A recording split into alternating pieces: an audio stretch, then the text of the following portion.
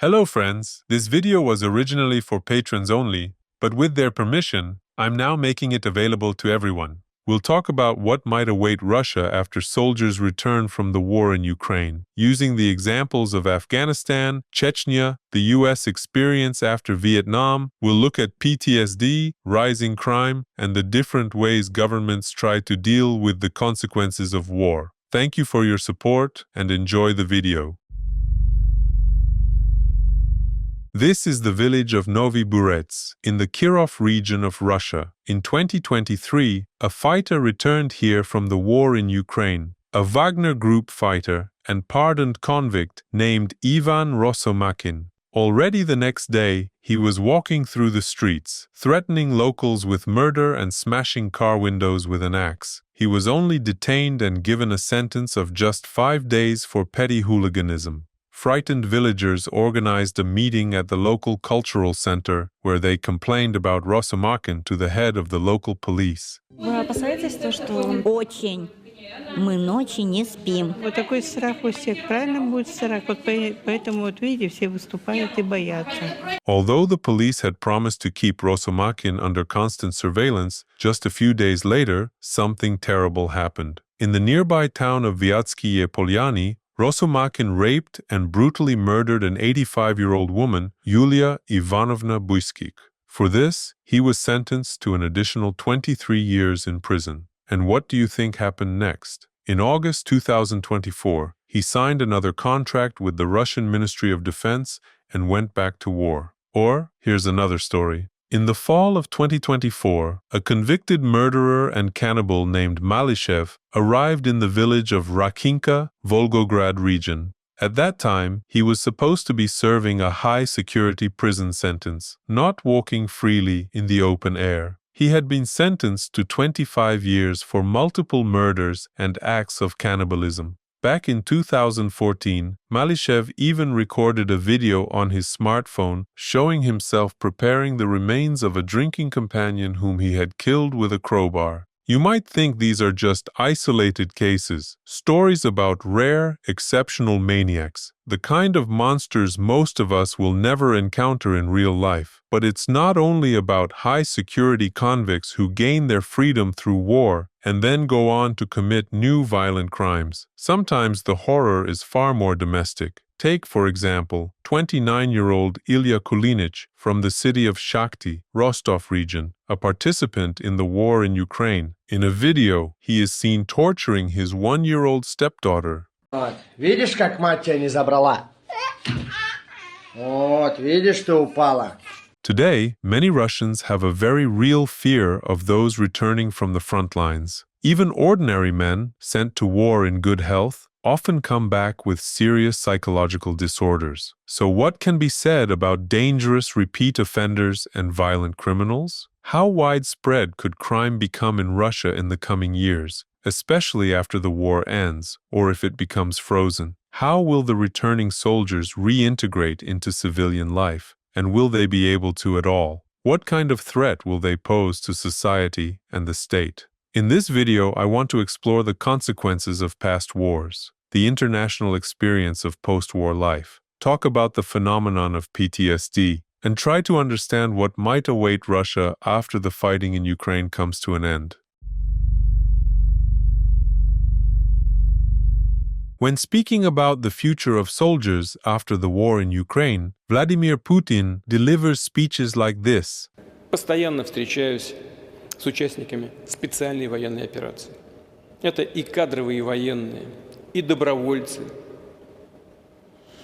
люди гражданских профессий, которые были мобилизованы на военную службу.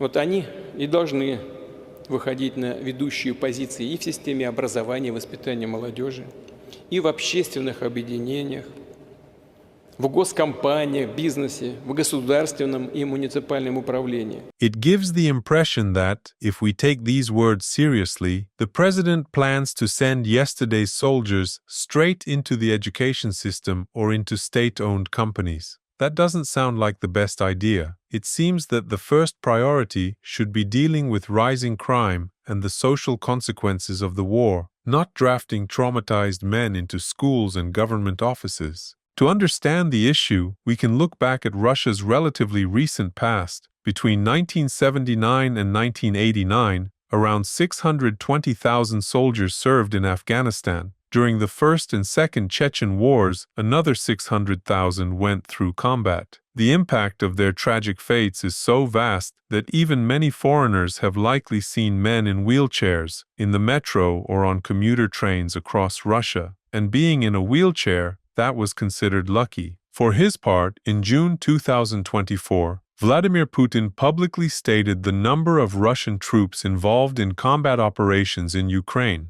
According to him, around 700,000 soldiers are currently fighting on Russia's side, and that's at the same time not the total number since the beginning of the invasion. This means that the scale of the war in Ukraine is larger than in both Chechnya and Afghanistan, which also means that even more soldiers will eventually return to civilian life, and the social consequences of that will be even more visible. After the withdrawal of Soviet troops from Afghanistan, many veterans ended up joining criminal gangs across the former USSR. The state failed to provide them with proper medical care or adequate social support, just as it later failed the veterans of the Chechen Wars. Starting in 1989, crime in the Soviet Union began to rise explosively. The number of recorded crimes increased by 33% compared to the previous year. And it wasn't just about quantity. The nature of the crimes changed too. There was a sharp rise in organized criminal groups. The wave of criminalization spiraled out of control, and only by 1993 did the rapid rise in crime begin to slow down. Overall, by the end of the 1990s, criminal activity had nearly doubled compared to the previous decade. In the late 1980s, there were just over 1,000 reported crimes per 100,000 people. By the late 1990s, that number had risen to over 2,000. Of course, these figures can't be viewed separately from the collapse of the Soviet Union. It wasn't just the end of the war that fueled crime. It was also the breakdown of state institutions, the collapse of the social safety net, and widespread poverty. It's difficult to separate one factor from another, but as someone who grew up in a city of over 1 million people, I know firsthand how actively Afghan war veterans were involved in gang conflicts. When it comes to comparable experiences in other countries, drawing conclusions isn't easy. First, those countries had to maintain institutional stability after the war, and second, they had to collect and publish reliable statistics we could study. One such example is the United States. In the second half of the 20th century, nearly 2.6 million Americans served in the Vietnam War, with about half of them directly involved in combat. At its peak, 540,000 U.S. troops were deployed, fewer than the number currently involved in Ukraine on Russia's side. To a large extent, the end of the Vietnam War was influenced by growing pacifist movements in the U.S., which began gaining momentum around 1968. After the soldiers returned home during the 1970s and 1980s, overall crime in the U.S. also peaked. Compared to pre-war levels, the number of murders per 100,000 people more than doubled, from 4.9 to 10.2. Of course, it would be an oversimplification to say this was solely the result of the Vietnam War, but the war certainly played a role. Interestingly, a significant number of American serial killers of the 20th century committed their crimes within the first 10 years after the Vietnam War. During that period, up to 300 serial killers were active in the United States. Some of them were Vietnam War veterans, including the infamous freeway killer William Bonin, who served as a gunner in Vietnam. In the post-war years, Bonin and his accomplices raped and murdered up to 24 teenage boys and young men. But was someone like Bonin, or others with a military background, already unstable before the war? Or was it the war that broke their minds? Post-traumatic stress disorder, or PTSD, can develop in completely healthy individuals if they've gone through severe trauma, stress, or prolonged psychological pressure. It can be triggered by war, violence, or other catastrophic events. From the point of view of brain biochemistry and physiology, PTSD is explained by the fact that in people who have experienced trauma, the amygdala becomes hyperactive. This leads to increased anxiety, hypervigilance, and stronger emotional reactions to trigger events. At the same time, activity in the prefrontal cortex, which is responsible for rationally processing events and suppressing excessive reactions, is reduced. In addition, the hippocampus, the part of the brain responsible for forming memories and distinguishing real threats from safe situations, decreases in volume. There is also a hormonal and neurotransmitter imbalance, which makes people more aggressive, suspicious, anxious, and unable to experience pleasure in life. PTSD is commonly found among former soldiers.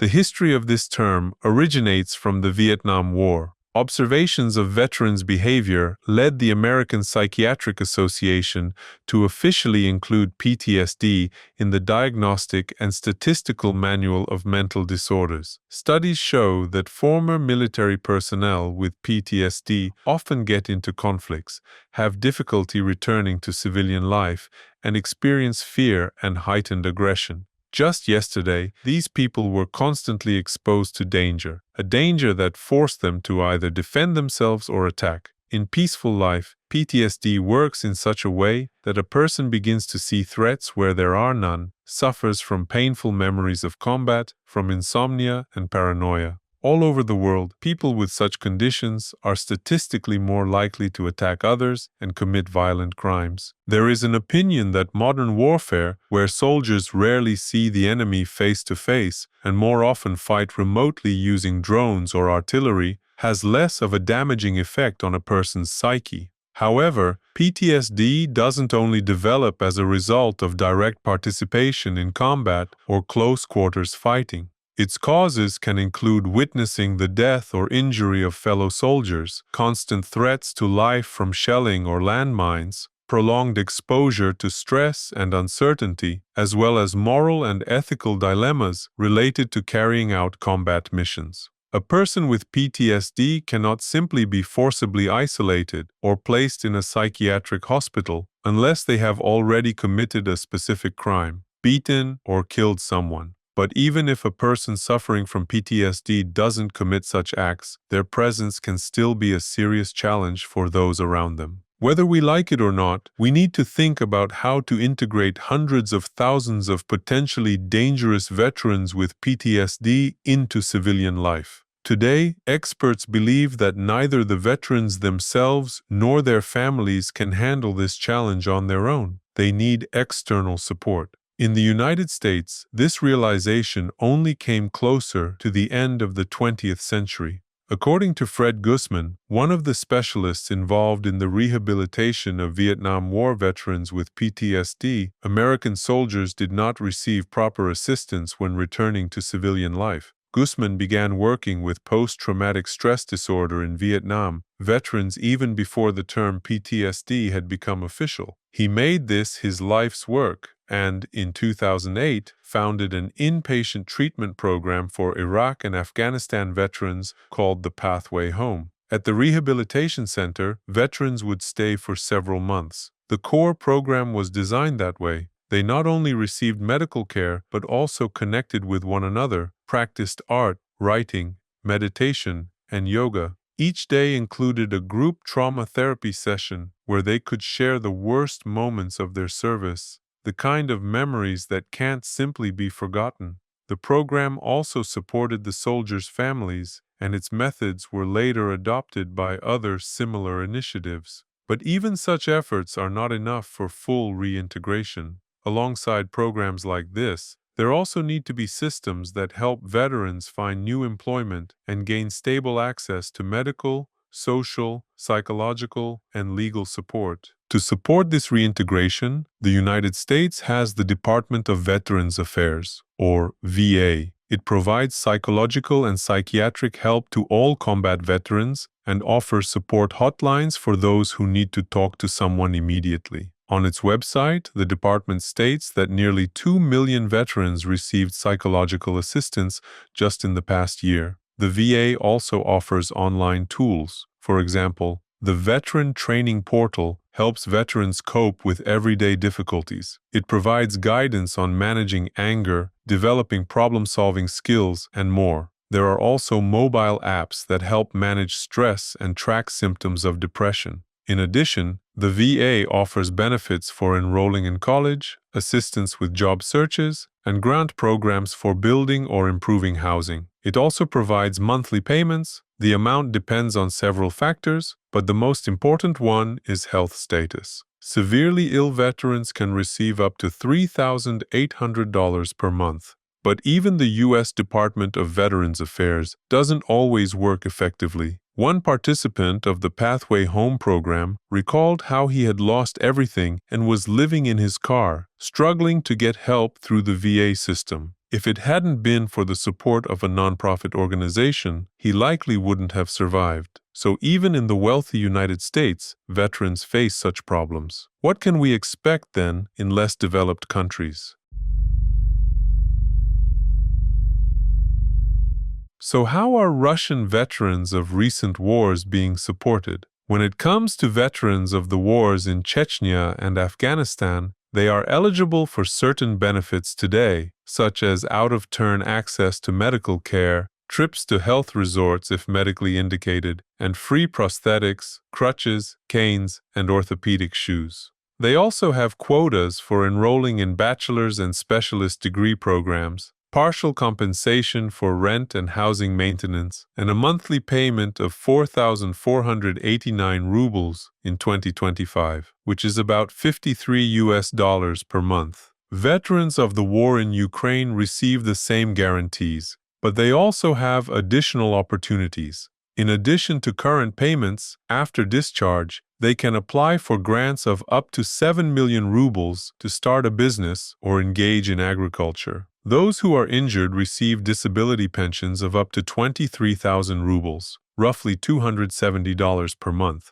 Participants in the military operation also have their bank debts forgiven, up to 10 million rubles. They're granted credit holidays and receive numerous other benefits, from tax exemptions to utility bill discounts. Simply listing all the perks and privileges takes several pages on the official government website. And of course, all of these benefits come at the expense of other Russians. The burden lifted from war veterans is passed on to ordinary citizens. So, in the end, a hypothetical anti-war civilian ends up paying for the volunteer who chose to take part in an aggressive war.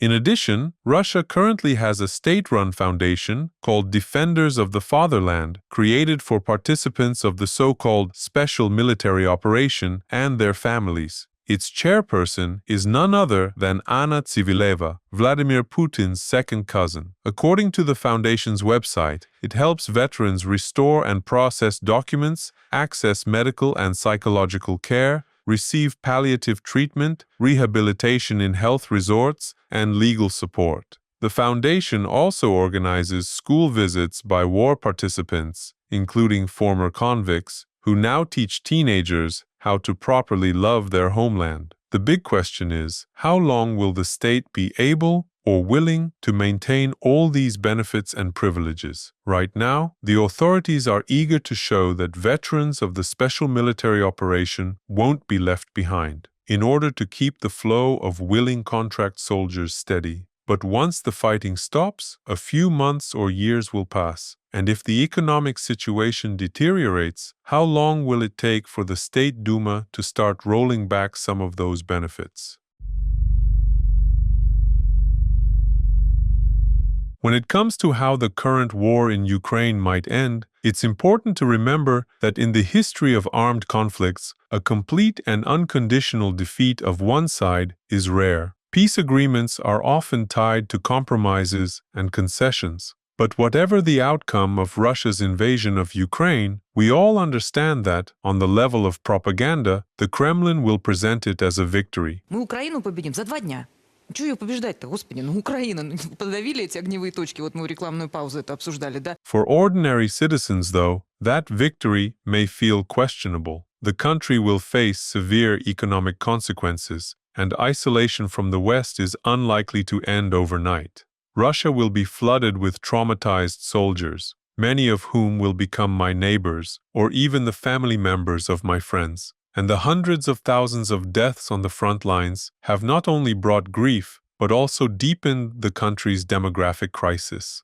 Сколько у меня с работы погибло парней, а парней еще и молодых, сколько из других частей, и кого неполная мобилизация забрали. Whatever the outcome of the war, it is unlikely to lead to a normalization of the political regime. There will still be a need for tight control over the population. I doubt that the screws, once tightened so firmly, will start turning back anytime soon. As long as the regime remains in place, it will try to use the end of the war, which it will, of course, declare a victory, for propaganda purposes. The authorities continue to emphasize the special status of those who took part in the so-called special military operation, highlighting their uniqueness and privilege. Подлинная, настоящая элита – это все, кто служит России. Труженики и воины, надежные, проверенные, делом доказавшие свою преданность России, достойные люди. Even our courts, when considering sentences for crimes, sometimes reduce the punishment because the person participated in combat. These kinds of privileges can create additional tension within society. While propaganda portrays widespread public support for the war, in reality, war veterans are far from always welcomed by their fellow citizens. Here's a small but telling story from the regions. In the Ural town of Nevyansk, the son of a war participant said he was beaten up by his peers. They mocked him, calling him a war freak and an SMO kid. For the authorities, one way to maintain the loyalty of veterans is to create the impression that they now have access to decision-making at the state level. But most likely, this will be limited to symbolic gestures and selective appointments of war participants who are close to those in power.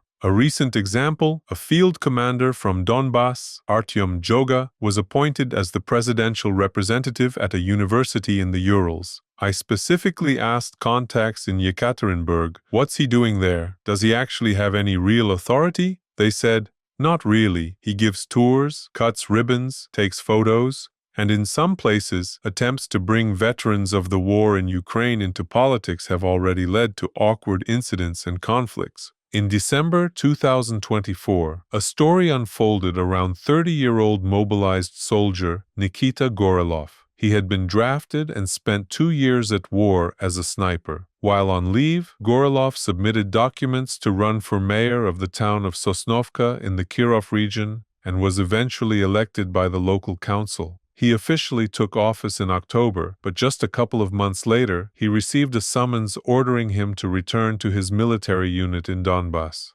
Gorilov believes this was an attempt to silence him. As the new mayor, he had energetically begun working, launched a Telegram channel, regularly reported to the public, and revealed the massive debts left by the previous administration. Apparently, the higher-ups weren't too happy with such an outspoken veteran.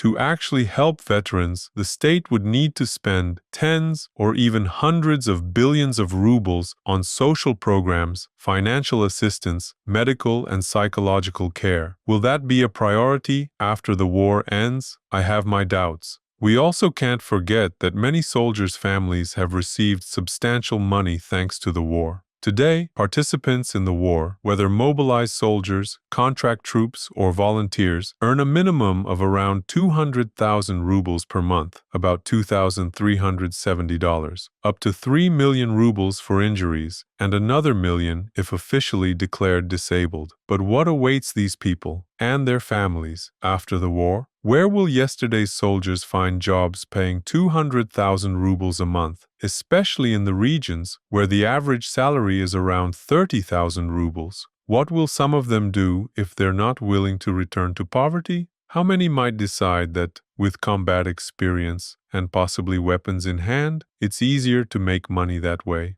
This situation brings with it a lot of risk. Another important factor is how soldiers will be distributed across the country after the fighting ends. There are no official statistics on this, but unofficial sources suggest that most of the troops were originally from Russia's more remote regions, such as Krasnoyarsk Krai, Dagestan, Buryatia, Kalmykia, and others. At the very least, this was clearly visible during the mobilization. In Moscow, St. Petersburg, and other major cities, the draft was carried out far less intensively. This may be linked to a higher standard of living, better access to information, and more opportunities to avoid conscription. In addition, the authorities likely didn't want to anger residents of major urban centers. After all, revolutions tend to start in capital cities. Another factor is that economically developed regions are home to a large number of people employed in critical sectors of the economy, which often serves as grounds for deferment from mobilization. Because of this, the return of veterans could deepen the inequality between big cities and the provinces. Major cities may remain relatively stable, while the regions where more veterans return are likely to face more severe social consequences. The most dangerous scenario for the authorities is if veterans of the war in Ukraine, upon returning home, lose their loyalty to the country's leadership and begin demanding greater social or political justice, or start questioning the responsibility of those who launched the war and sent them to fight. For now, that may seem unlikely, but it's hard to predict how public opinion might shift in the face of economic hardship or a political crisis. For example, in the event of Putin's unexpected death or loss of ability to govern. One possible future scenario is that the government will try to keep a large portion of war participants on the annexed territories. There, they could be offered employment, a continuation of decent, if no longer enormous, income, and the opportunity to relocate their families. This would solve two problems at once. Socially and politically volatile veterans would no longer be present to alarm the civilian population, and the occupied territories would gain workers to help restore infrastructure. Military presence in those areas would also remain substantial, as the risk of renewed fighting would still exist. Still, even in this scenario, some number of veterans will want to return to their home regions. The end of the war will undoubtedly be presented by Russian propaganda as a victory, but in reality, the negative consequences of this war, even if it truly ends, will be felt for a long time, perhaps for more than one generation. It's not just about the veterans themselves, many of whom may pose a threat to their fellow citizens. Russia's public morality has been distorted, the rule of law trampled, and invaluable human capital lost. Society is fractured. Some may claim that geopolitically, Russia has become stronger, but who, in the end, has become happier because of it? That's all for today, friends. If you enjoyed the video, be sure to leave a comment. I read every single one. Huge thanks to everyone supporting the channel on Patreon. This project exists and keeps growing thanks to you. Also, just a reminder, a new exclusive episode is now available for patrons. It covers how Putin's father only married his mother under threat of prison, how young Volodya learned the law of the jungle, his mysterious admission to one of the USSR's top universities, despite poor grades and a sports-focused life, his early days as a KGB snitch, and much more. These are rare and at times shocking stories you won't find on English-speaking YouTube. This 40-minute exclusive video, along with other bonus content, is waiting for you on Patreon. All that for just $3 a month. Special thanks as well to everyone supporting the project through Buy Me a Coffee. Even $5 makes a huge difference and helps keep the channel going. I'm not saying goodbye. We'll see each other again soon.